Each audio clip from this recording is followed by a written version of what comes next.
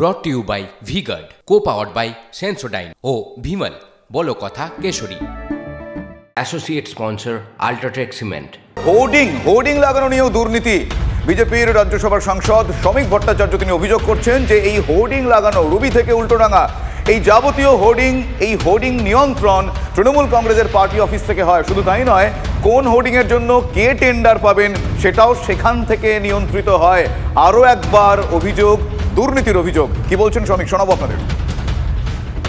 কলকাতা জুড়ে হোর্ডিং দুর্নীতি বিগত ৩৫ বছর ধরে একই সংস্থা বিজ্ঞাপন দিয়ে চলেছে। গোটা কলকাতা শহর জুড়ে যে মেলাগুলো হয় সেখানে ৩টে কোম্পানি, তারা এমআইসির অত্যন্ত ঘনিষ্ঠ এবং এরা ছাড়া কেউ কোনো বরাত পান না। লেকটাউন জংশন থেকে উল্টোডাঙ্গা পর্যন্ত এই অংশটুকু অবৈধ হোর্ডিংয়ের স্বর্গরাজ্য। এমনকি শ্রীভূমির ফুট ব্রিজে যে বিজ্ঞাপনগুলি রয়েছে সেগুলোর কন্ট্রাক্টের মেয়াদ ৫ বছর আগে ফুরিয়ে গেলেও এখন পর্যন্ত কোনো নতুন টেন্ডার ডাকা হয়নি। টাকা কোথা থেকে আসছে, টাকা কার পকেটে যাচ্ছে সহজেই অনুমেয়।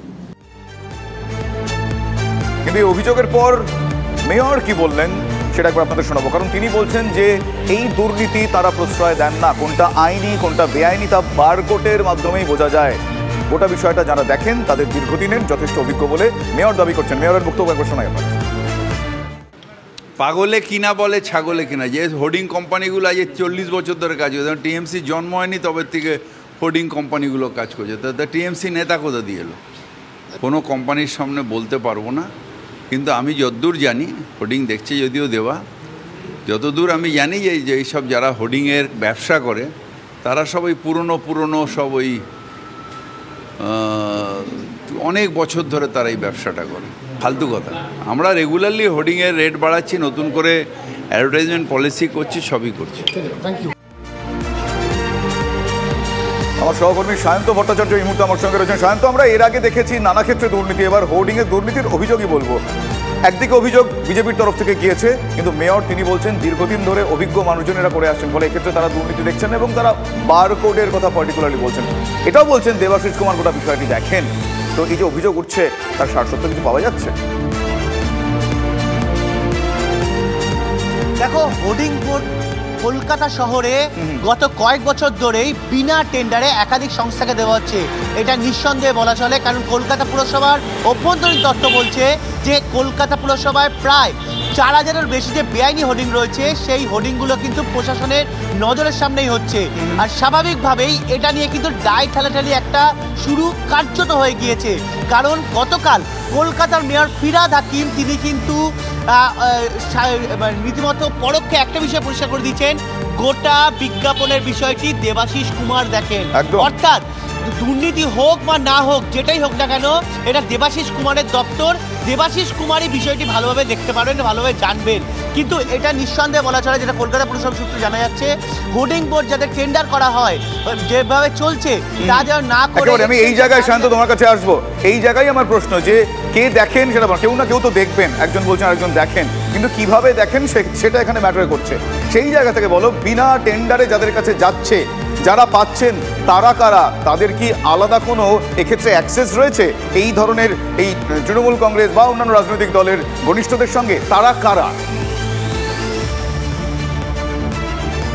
একদমই অ্যাক্সেস তো রয়েছেই, কারণ কলকাতা পুরসভার যে অন্দরমহল যারা বিনা টেন্ডারে এই হোর্ডিং বোর্ডের দায়িত্ব পেয়ে থাকে, বরাত পেয়ে থাকে, তারা প্রত্যেকে কিন্তু কলকাতা পুরসভার অন্দরমহলে আসা যাওয়া, এবং তারা প্রত্যেকে কিন্তু কোথাও না কোথাও আর্থিকভাবে লাভবান করছেন এই শাসক দলের নেতাদের।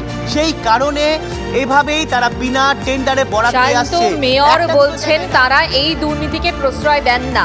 তিনি যার নাম করছেন সেই কলকাতা পুরসভার একটা দপ্তরের দায়িত্ব হচ্ছে দেবাশিস কুমার, মেয়র পরিষদ, মানে তার আন্ডারেই তো কাজ করেন। মানে এবার কলকাতা পুরসভার আন্ডারেও কি নারদ? একদমই। দেখো, ডাইঠালানের তো অবশ্যই, যদিও এখনো পর্যন্ত দেবাশিস কুমারের বক্তব্য আমরা পাইনি, কিন্তু কলকাতা পুরসভার মেয়র যে বক্তব্য দিয়েছে সেটা কিন্তু পরোক্ষভাবে কিছুটা হলো পরিষ্কার যে বিষয়টি সম্পর্কে আমি জানি না, দেবাশিস কুমার, দেবা জানেন, কারণ দেবা গোটা দপ্তরটা চালায়, অর্থাৎ তিনি কিন্তু একটাকে পরিষ্কার করে দিলেন যে দেবাশিস কুমারই। পাশাপাশি তিনি এটাও বললেন শান্ত, পাশাপাশি তিনি এটাও বললেন দীর্ঘদিন ধরে অভিজ্ঞ কিছু সংস্থায় কাজ করে এসেছেন, ফলে তাদের ক্রেডিবিলিটির কথা তিনি আলাদা করে, তাদের বিশ্বাসযোগ্যতা আলাদা করে বললেন। এই সংস্থাগুলো তারা দিনের পর দিন কাজ করে, তার মানে সেক্ষেত্রেও কি তাহলে মৌরসি বার্তা বলবো দিনের পর দিন, নাকি তাদের অভিজ্ঞতা? সে প্রশ্নগুলোর উত্তরও কিন্তু সময় বলবে। Brought to you by V-Guard, co-powered by Sensodyne ও ভিমল, বলো কথা কেশরী। Associate sponsor UltraTech cement.